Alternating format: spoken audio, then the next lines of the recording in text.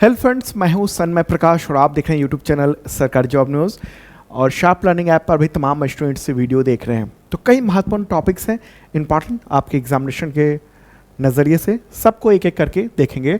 तो शुरू करते हैं बिना देर के हुए और पहला क्वेश्चन लेते हैं। किस राज्य ने सरकारी नौकरियों में महिलाओं के 35% आरक्षण में डोमिसाइल पॉलिसी यानी मूल निवासी की नीति लागू कर दी है? आंसर क्या होगा इसका? बिहार। तो मुख्यमंत्री नीतीश कुमार की अध्यक्षता में राज्य कैबिनेट की मीटिंग हुई 8 जुलाई को और इसी में ये फैसला ले लिया गया है और इसके साथ 43 और प्रस्तावों को मंजूरी दी गई है। ठीक है, तो यहाँ पर डोमिसाइल लागू कर दिया गया। अभी तक जो कई सारी वैकेंसी निकलती थी ना, उसमें जो 35% महिलाओं का आरक्षण होता था, उसमें दूसरे राज्यों के भी जो महिलाएं हैं वो सब उसी में 35% में आ जाती थी। फिर इसको लेकर बहुत विवाद हुआ था। अब सवाल यहाँ पर होगा, एक पहले डोमिसाइल की बात करते हैं। डोमिसाइल का मतलब क्या हुआ? डोमिसाइल का मतलब हुआ स्थानीय निवास प्रमाण पत्र। ये बताता है कि कोई व्यक्ति किस राज्य का अस्थायी निवासी है। तो राज्य सरकारें डोमिसाइल प्रमाण पत्र के जारी करती है। उस आधार पर कई सारी सरकारें हैं जो युवाओं को नौकरियों, शैक्षणिक संस्थानों, सीटों में और योजनाओं में वहाँ प्राथमिकता देती है। तो क्या है कि बिहार सरकार ने 2016 में सरकारी नौकरियों में 35% रिजर्वेशन लागू किया था और ये लाभ बिहार के राज्य के महिलाओं के अलावा जो बाहर के राज्य के हैं उन सबको भी था, वो भी लाभ उठा सकते थे। लेकिन अभी जुलाई में ये फैसला हो गया है राज्य कैबिनेट के द्वारा कि आरक्षण केवल और केवल बिहार के मूल निवासी को ही मिलेगा। ठीक है, तो बिहार की जो तमाम नौकरियां हैं उसमें आवेदन करने के लिए अन्य राज्य की अगर कोई महिलाएं वहाँ पर आवेदन करती हैं तो फिर उसको सामान्य श्रेणी में यानी जनरल कैटेगरी में उम्मीदवार के तौर पर ही माना जाएगा, 35% में नहीं लागू किया जाएगा। ठीक है, कई राज्यों में डोमिसाइल पॉलिसी है, जैसे हरियाणा में है, मध्य प्रदेश, उत्तराखंड, हिमाचल प्रदेश, राजस्थान सहित कई राज्यों में डोमिसाइल पॉलिसी लागू है वहाँ के आरक्षण के लिए। ठीक है, तो वहाँ के स्थानीय युवाओं को विशेष वरीयता दी जाती है। बिहार के स्टूडेंट्स बहुत लंबे समय से इसकी डिमांड कर रहे थे और तर्क दे रहे थे कि ये नीति ना होने की वजह से, डोमिसाइल नीति, तो वहाँ के युवा उनको नुकसान हो रहा था। जैसे टीचर्स की जो बड़ी भर्ती हुई थी ना, लाखों लाखों भर्ती हुई पिछले कुछ वर्षों में, तो उसमें बहुत सारे बाहर के राज्य के जो महिलाएं हैं उन सबको वहाँ पर नौकरी पाने का मौका मिल गया था उसी आरक्षण में, 35% आरक्षण की श्रेणी में। लेकिन अब कोई फॉर्म भरेगा तो जनरल कैटेगरी के तौर पर जाएगा वो। ठीक है, क्लियर होगी बात? वहाँ के मुख्यमंत्री कौन है बिहार के? तो नीतीश कुमार। चलिए आगे बढ़ते हैं। एक और प्रश्न, किस राज्य सरकार की कैबिनेट ने जुलाई 2025 में युवा आयोग का गठन किया? युवा आयोग, आंसर क्या होगा? बिहार। और इसको क्या कहेंगे? बिहार युवा आयोग है ये। ओके, और ये न्यूज़ भी आप देख रहे हैं कि नीतीश कुमार की कैबिनेट ने ये फैसला किया। नाम होगा क्या? बिहार युवा आयोग। और उद्देश्य क्या है इसका? तो नीतीश कुमार मुख्यमंत्री, उनका ये कहना है कि बिहार के युवाओं को अधिक से अधिक रोजगार के अवसर उपलब्ध हो, उनको प्रशिक्षित किया जाए, सशक्त सक्षम बनाने के उद्देश्य से ये बिहार युवा आयोग का गठन किया गया है। युवाओं को बेहतर शिक्षा, रोजगार सुनिश्चित करने के लिए सरकारी विभागों के साथ ये जो आयोग है ना, वो कोऑर्डिनेशन करेगा। अब इसकी संरचना क्या होगी बिहार युवा आयोग की? तो एक अध्यक्ष होंगे, 2 उपाध्यक्ष और 7 सदस्य होंगे। और इन सब की जो एज लिमिट है वो 45 ईयर्स है, मतलब अधिकतम उम्र 45 वर्ष के ही वो अध्यक्ष, मेंबर या उपाध्यक्ष ये सब हो सकेंगे। और इस आयोग को एक जिम्मेदारी होगी कि निगरानी करेगा कि राज्य के जो स्थानीय युवा हैं, यूथ है, उसको राज्य के भीतर ही प्राइवेट सेक्टर में रोजगार के प्राथमिकता कैसे मिल रही है। साथ ही जो बाहर पढ़ने जा रहे हैं, काम कर रहे हैं, तो उन युवाओं के हित की रक्षा कैसे हो, सामाजिक बुराई जैसे शराब, ड्रग्स, इन सब की रोकथाम के लिए युवाओं के लिए क्या किया जा सकता है, ये सब सिफारिश करना सरकार को, ये उसका काम होगा। ठीक है, कई ऐसे भी राज्य हैं जहाँ पर पहले से युवा आयोग बना हुआ है, जैसे महाराष्ट्र ऐसा पहला राज्य है जिसने बाकायदा एक विधायी ढांचे के तहत, कानून के तहत युवा आयोग बनाया था, जिसे युवाओं की शिकायतें और मुद्दों को देखने के लिए कानूनी अधिकार उस आयोग को मिला था। मध्य प्रदेश में भी मध्य प्रदेश राज्य युवा आयोग है, उसको युवा नीति परिषद भी कहते हैं, वो है। कुछ और राज्य हैं जैसे छत्तीसगढ़, पंजाब, उन सब ने घोषणा की हुई कि वो युवा आयोग यानी यूथ कमीशन वो बनाएंगे। ठीक है, चलिए आगे बढ़ते हैं, अगला क्वेश्चन लेते हैं। बिहार नवीन एवं नवीनीकरणीय ऊर्जा स्रोतों की संवर्धन नीति 2025 के तहत राज्य सरकार ने अगले 5 वर्षों में कितने प्रतिशत बिजली नवीनीकरणीय स्रोतों यानी रिन्यूएबल एनर्जी के जो स्रोत हैं, सोर्स हैं, उससे खरीदना अनिवार्य कर दिया है। आंसर क्या होगा इसका? 43.33%। कितना है? 43.33%। मतलब अगले 5 साल में बिहार में ये होगा कि जितनी भी बिजली खपत हो रही है, तो बिजली जो खरीद रही है सरकार ना, चाहे वहीं से बिहार से ही या फिर बाहर से भी, जो पूल भी होता है, ठीक है, पावर ग्रिड का, तो उससे मिलता है, तो वो उसमें से जो 43.33% जो बिजली हो वो रिन्यूएबल एनर्जी के हो। और बिहार कैबिनेट ने इस नीति को मंजूरी दी है जुलाई में। इस नीति का नाम क्या है? बिहार नवीनीकरणीय ऊर्जा स्रोतों की संवर्धन नीति 2025। और इसने किसकी जगह ली है? तो ये इसने नवीन एवं नवीनीकरणीय ऊर्जा नीति 2017 की थी ना, उसकी जगह ली है, और ये अगले 5 वर्षों तक प्रभावी रहेगा। ठीक है, तो इसमें कई सारी चीज़ें भी की गई हैं। इसमें एक तो मंजूरी दी गई है, जो महत्वपूर्ण बातें हैं वो यहाँ पर मैंने बता दी है। इसमें क्या है ना, रिन्यूएबल परचेज ऑब्लिगेशन यानी RPO उसको लागू किया गया है। इसका मतलब ये है कि कुल उपयोग की जा रही बिजली में से एक निश्चित प्रतिशत बिजली जो है ना, वो रिन्यूएबल एनर्जी यानी जैसे सौर ऊर्जा, पवन ऊर्जा, ग्रीन हाइड्रोजन, इन सब से खरीदना अनिवार्य होगा, उससे बनी हुई बिजली से। तो ये नीति जो है ना, ये पॉलिसी वो 5 वर्षों में जो केंद्रीय विद्युत मंत्रालय है, बिहार विद्युत नियामक आयोग है और सेंट्रल इलेक्ट्रिसिटी अथॉरिटी है, तो उसके द्वारा निर्धारित 43.33% रिन्यूएबल परचेज ऑब्लिगेशन के लिए ये पूर्ति करेगा। ठीक है, तो टोटल बिजली का 43.33% जो बिजली है वो रिन्यूएबल एनर्जी से जो आया हुआ है उसको खरीदने का लक्ष्य रखा हुआ है।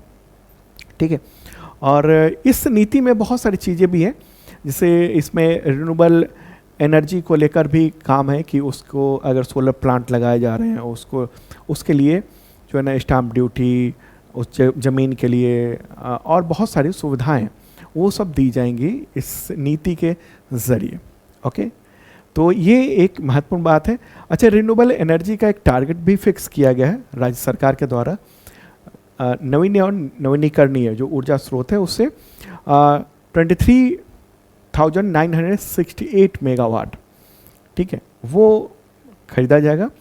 और इसके अलावा ऊर्जा जो भंडारण है उसका भी विकसित किया जाएगा कि जो जैसे क्या है ना, सोलर ऊर्जा में क्या दिक्कत है कि दिन में जब तक धूप है तब तक बिजली मिल रही है, और जैसे ही धूप गई तो बिजली का उत्पादन बंद हो जाता है रात में, शाम होते ही।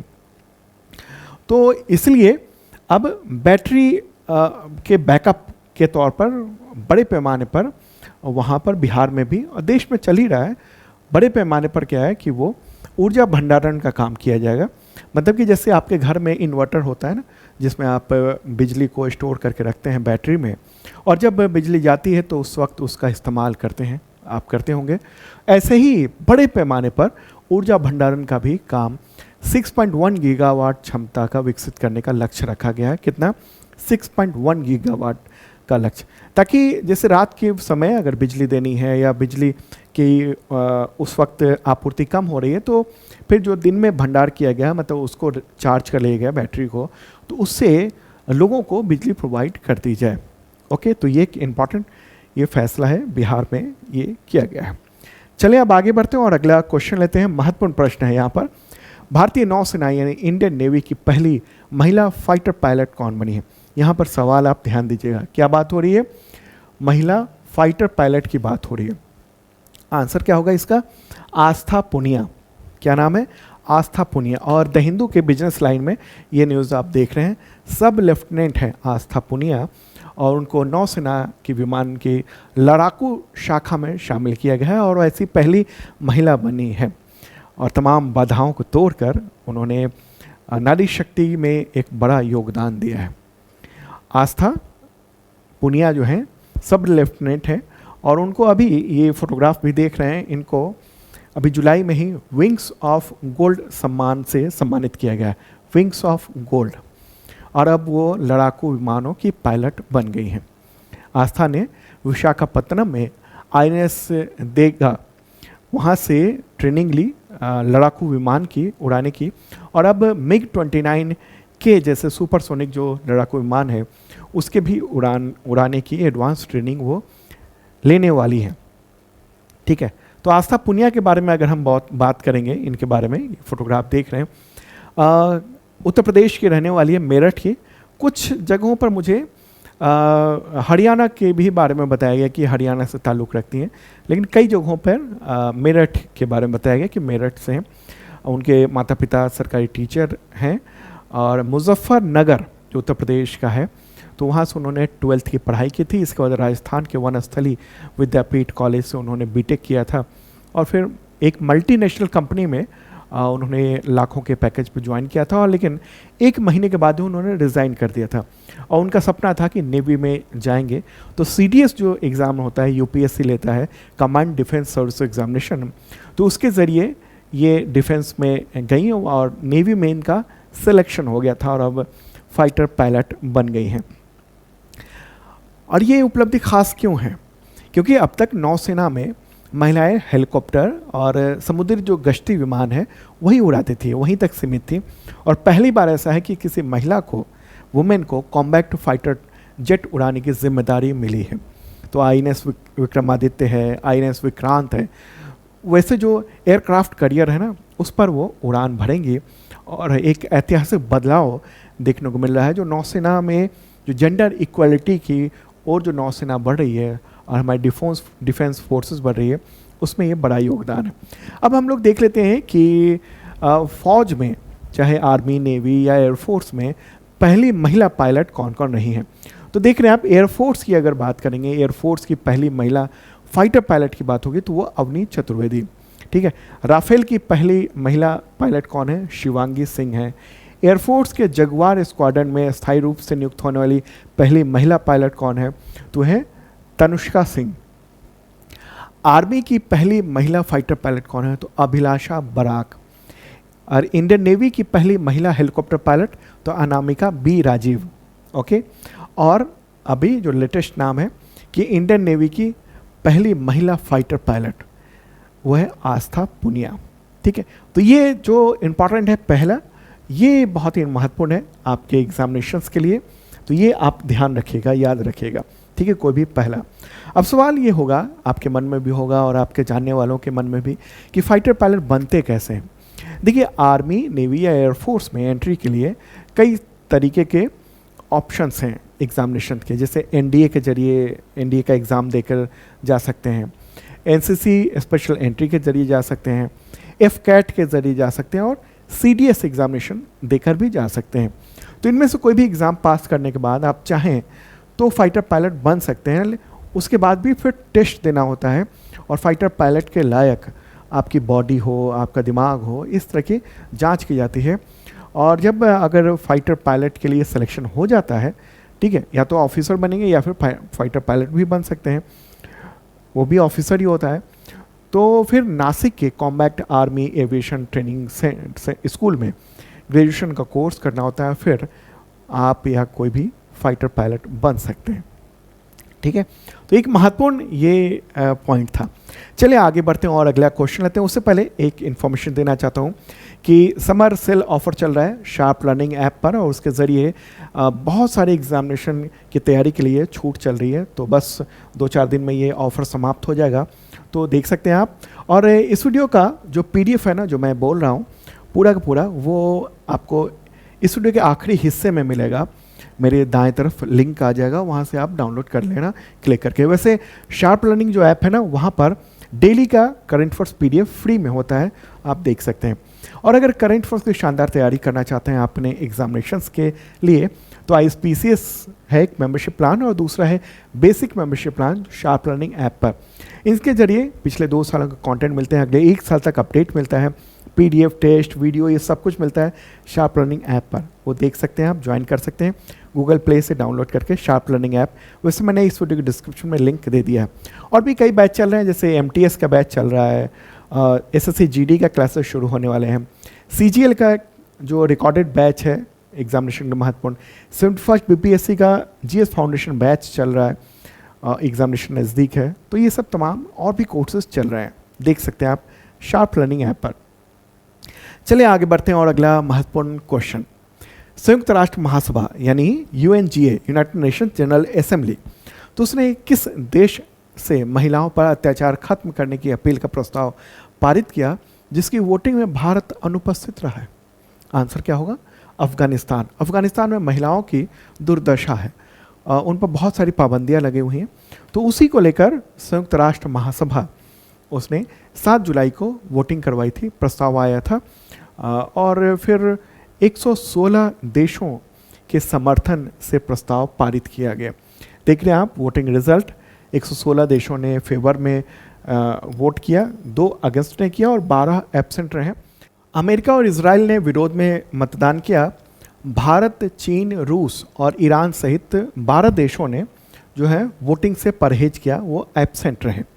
ओके, प्रस्ताव में क्या था? प्रस्ताव में ये था कि तालिबान से ये कहा गया है प्रस्ताव में कि वे अपने कठोर नियमों को वापस लें, विशेष तौर पर महिलाओं और लड़कियों की जो एजुकेशन है, ये अफ़गानिस्तान है यहाँ पर, जो कि लड़कियों के एजुकेशन में ये है कि 6th क्लास के बाद शिक्षा पर रोक है, स्वतंत्र आवाजाही पर के अधिकार को सीमित कर दिया गया है, उसके साथ पुरुष होना चाहिए, परिवार के सदस्य होना चाहिए अगर वो कहीं जा रही है तो इसके अलावा इसमें यह भी कहा गया है कि आतंकी संगठनों जैसे अलकायदा और इस्लामिक स्टेट उसको समाप्त किया जाना चाहिए यहाँ से, अफ़गानिस्तान से।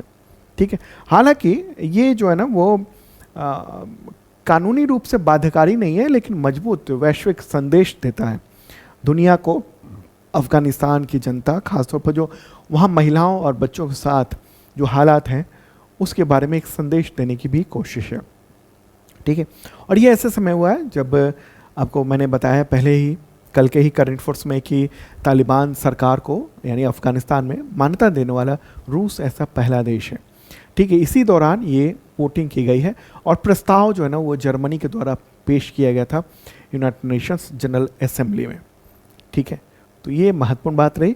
अब चर्चा कर लेते हैं, जब इतनी बात हुई है तो चर्चा कर लेते हैं UNGA के बारे में, यानी यूनाइटेड नेशंस जनरल असेंबली के बारे में। इसकी स्थापना कब हुई थी? 1945 में हुई थी संयुक्त राष्ट्र चार्टर के तहत। और पहली बैठक कहाँ हुई थी और कब? 10 जनवरी 1946 को लंदन में। ठीक है, मुख्यालय कहाँ पर है? न्यूयॉर्क USA में है और वहीं पर ये वोटिंग हुई है। और इसके सदस्य कितने देश हैं? सभी 193 जो संयुक्त राष्ट्र के सदस्य हैं वो UNGA यानी यूनाइटेड नेशन जनरल असेंबली के मेंबर होते हैं। हर देश को वोट का अधिकार होता है, 1 कंट्री 1 वोट का अधिकार होता है। ओके, मुख्य कार्य क्या है इसके? तो वैश्विक मुद्दों पर चर्चा करना, जैसे शांति, सुरक्षा, जलवायु परिवर्तन, मानवाधिकार, डेवलपमेंट, इन सब पर सिफारिशें पारित करना। दरअसल UNGA जो है ना जनरल असेंबली, वो केवल गैर बाध्यकारी सिफारिश कर सकता है, यानी नॉन बाइंडिंग रिकमेंडेशंस कर सकता है। ये कानून नहीं बनाता है बल्कि नैतिक और राजनीतिक दबाव बनाता है। ठीक है, इसके अलावा इसका काम है यूनाइटेड नेशंस के बजट पर डिसीजन लेना, जो एनुअल बजट है उसको स्वीकृति देना। इसके अलावा यूनाइटेड नेशंस के जो जनरल सेक्रेटरी हैं उनकी नियुक्ति करना, सुरक्षा परिषद की सिफारिश पर वो नियुक्ति करने का काम करता है। इसके अलावा ICJ यानी इंटरनेशनल कोर्ट ऑफ जस्टिस जो है ना द हेग में, नीदरलैंड में, तो उसके जो जज हैं उनका चुनाव करना।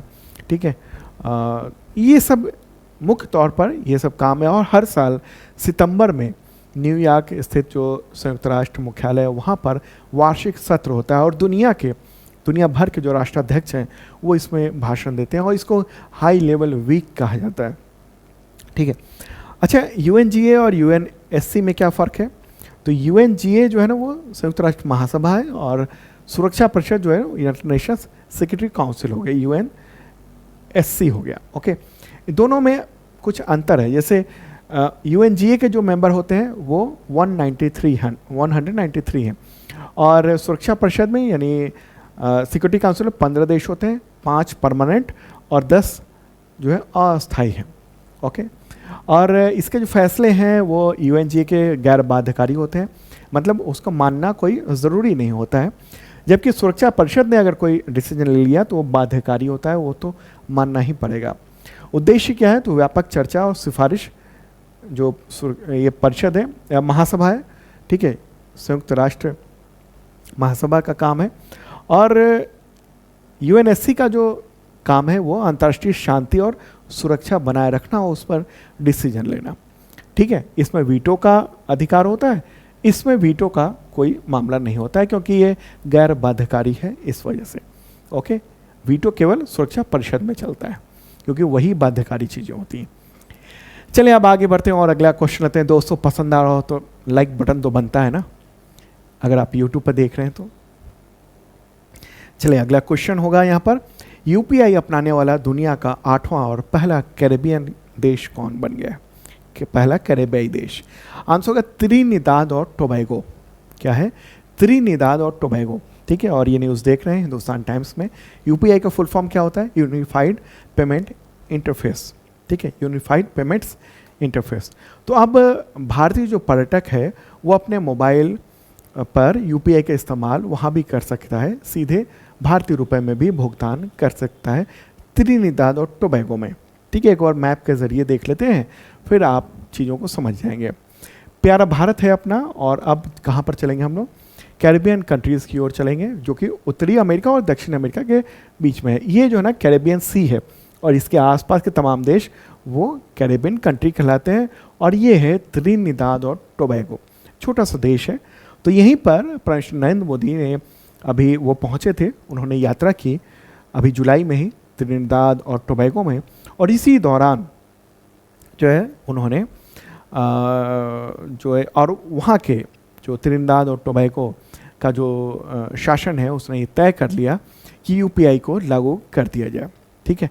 तो भारत में यूपीआई ने तो एक पेमेंट्स में बड़ी क्रांति की है, क्रांति दिखाई है कि तुरंत पेमेंट्स हो जाता है, और उसकी वजह से जो आर्थिक जो पहिया है भारत का वो तेज़ी से आगे बढ़ा है। तो अब यूपीआई को इस देश में भी इस्तेमाल किया जा सकेगा। ओके, तो ये महत्वपूर्ण ये बात है। ओके, अब हम बात कर लें त्रिनिदाद और टोबैगो के बारे में।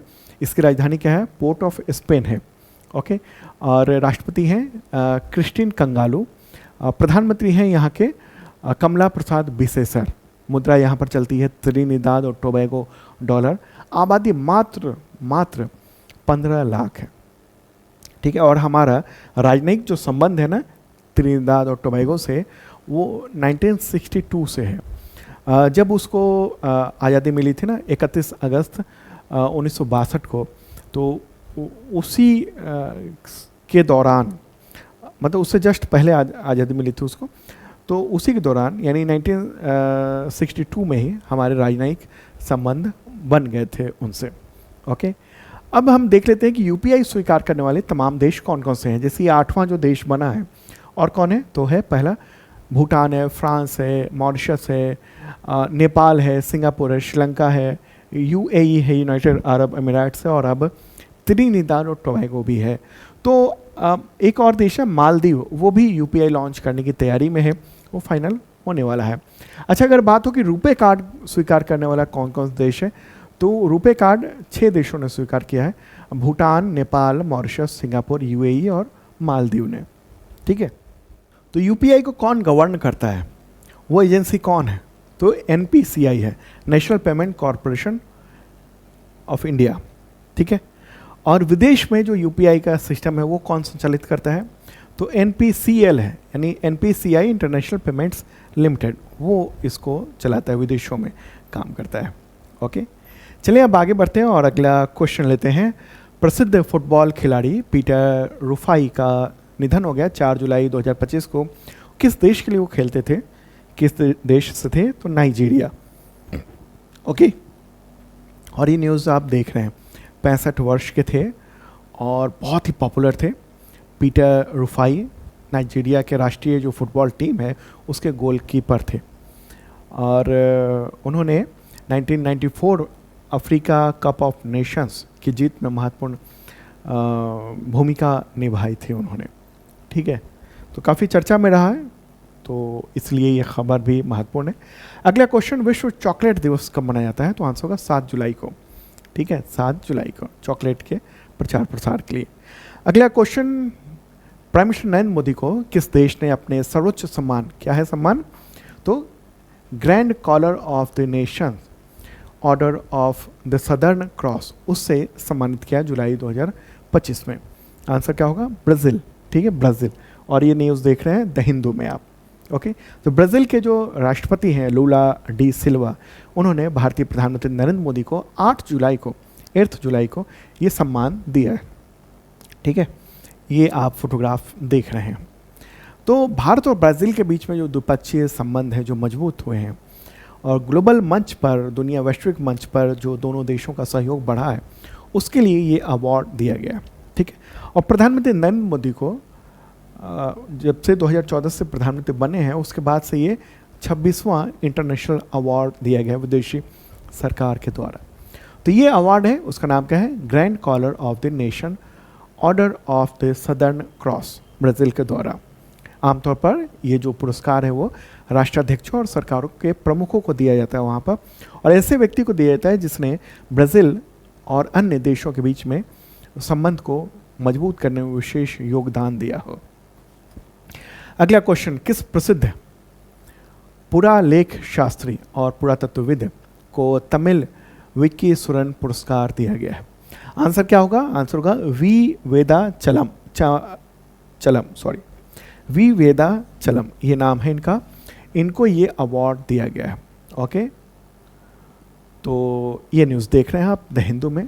बहुत ही पॉपुलर ये हैं व्यक्ति। तो ये जो पुरस्कार है, इसमें ये वाला आप देख रहे हैं, ये फोटो है उनका। और ये पुरस्कार उन लोगों को दिया जाता है जो तमिल भाषा और साहित्य के विकास में जिन्होंने बहुत ही महत्वपूर्ण योगदान दिया हो, विशेष रूप से पांडुलिपि में, शिलालेख, प्राचीन साहित्य, इन सब की खोज, उनके संरक्षण, इन सब के लिए दिया जाता है। ठीक है, तो ये महत्वपूर्ण बात है। तो दोस्तों, ये था इंपॉर्टेंट करंट अफेयर्स। कल फिर मिलेंगे सुबह 8 बजे ताज़ा तरीन कंटेंट के साथ। और हाँ, यूट्यूब पर ये इधर मेरे बगल में आपको लिंक आ गया है PDF का, क्लिक कीजिए और डाउनलोड कर लीजिए। Okay, PDF। और हाँ, कोर्सेज पर छूट चल रही है तो शार्प लर्निंग ऐप पर आप देख सकते हैं। Okay, bye.